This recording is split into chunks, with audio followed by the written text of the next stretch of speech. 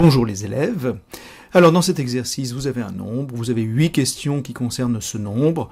Il n'y a pas de difficulté particulière, on se retrouve pour la correction une fois que vous l'aurez traité dans son intégralité. Bien alors, la première question, donner un encadrement de ce nombre à l'unité. Un encadrement, cela signifie qu'on veut trouver un nombre plus petit et un nombre plus grand que le nombre qui est là.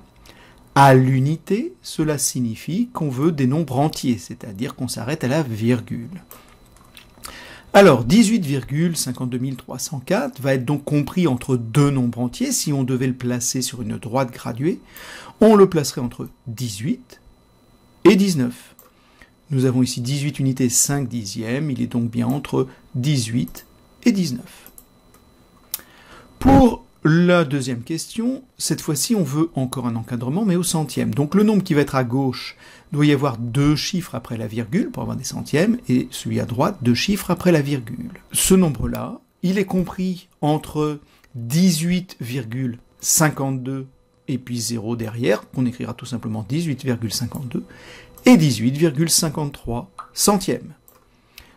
Troisième question, la partie entière, très simple, la partie entière c'est ce qui se trouve avant la virgule, c'est donc 18 ici.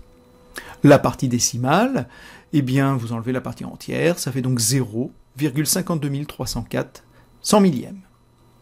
Le chiffre des centaines, regardons un petit peu, unité, dizaine, il n'y a pas de centaines, le chiffre des centaines c'est donc 0.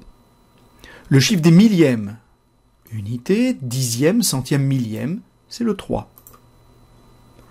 Dans ce nombre 0, ici, c'est le chiffre de quoi? On recommence, unité, dixième, centième, millième, 10 millièmes, c'était donc le chiffre des 10 millièmes. Le tableau des unités, vous devez le connaître sans aucune hésitation.